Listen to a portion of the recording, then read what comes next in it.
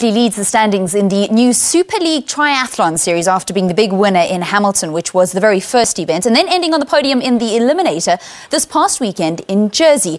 He is back home. He joins us now in studio. Very good morning and welcome to Morning Live. No, thank you. It's great to be back here.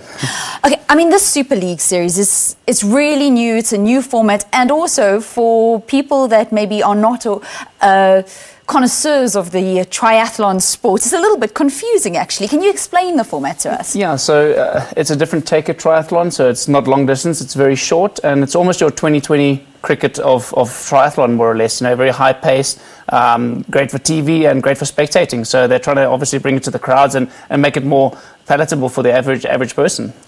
And what has been the reception like? Because it's been two big events, Hamilton and Jersey. It's been, I think it's had the most viewed triathlon in the world. Wow. So it made history this past weekend, and before that it made history in Hamilton Island, apparently. So wow. Aired live in 11 countries. I think 750 million households viewed it. So it's very, very big, and it's doing great for the sport. And you know, to be able to become more of a sports stars is great, and it's great to be part of it. You know. Explain it to us. You've got a triple mix, and then you've got an eliminator, and you get points for all of those, and it's on a race weekend, so you're getting points on both the Saturday and the Sunday. Yes, that's correct. So they're mixing the formats up as well, so it's not just standard swim, bike and run. On the first day it's swim, bike, run. The next one is actually everything in reverse order, ending with a swim, and the last one we start biking and ending running. So they're mixing things up a lot, and I think that plays to different people's strengths and weaknesses, and it makes it more exciting for obviously television and the athletes themselves. How are you finding it?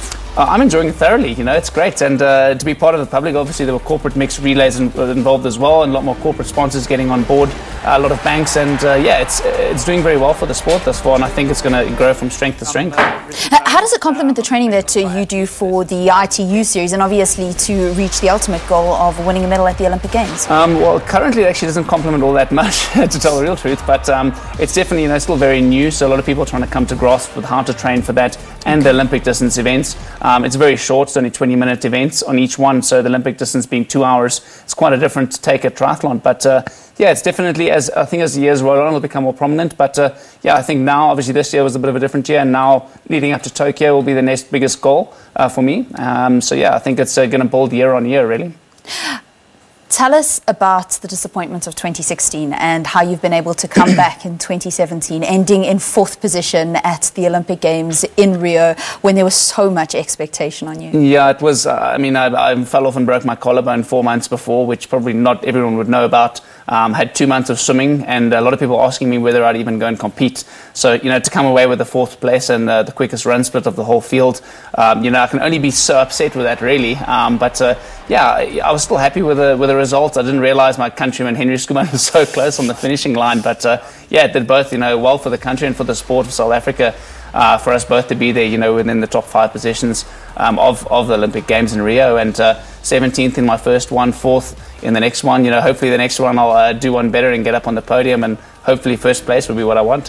What is the longevity for a triathlete? I think it all depends on when you started the sport, and then obviously how much you want it, really. There's some guys that are early 30s. I think you start losing your speed when you're 32 to 35 odd years of age. So yeah, you can move across to the longer distances, Ironman. There's other type of series that's also involved, and it's obviously changing as the years go on. So 35 is usually the age where people start moving across to a different distance, or they, you know, go to the real world. Well, you're not going to do that until you've won an Olympic medal. That is true. No, yeah, definitely Tokyo will be, you know, my next big goal, and after that I'll be 35, so I might be heading, you know, better towards the longer distance once I move out of my early 30s. Yeah, so I think that's the biggest goal currently now, and this year I decided to have a bit more fun and do a lot of races, so I did 17 odd so far this year. Wow, and lots of travelling. So maybe you're on your 2nd or 3rd passport already. Yeah, something like that. I did a bit of 50 odd flights this year, so I've done a lot of travelling, and just coming from Jersey Island this past weekend. Yeah, it's been a lot of travel, and but I'm thoroughly enjoying it, seeing the world, seeing new cultures, and it's, you know, wonderful to finally be back after 5 months. And staying on the bike. That's the thing, you know, staying upright. You don't win races when you end up going into fences. So definitely trying to stay upright and not push the boundaries too much. Lovely stuff. That's Richard Murray. Thank you very much for chatting to us. So won a world title at a junior level and going for an Olympic medal in 2020. We wish you all the best of luck. Thank you. Cheers. All right, so our trivia this morning was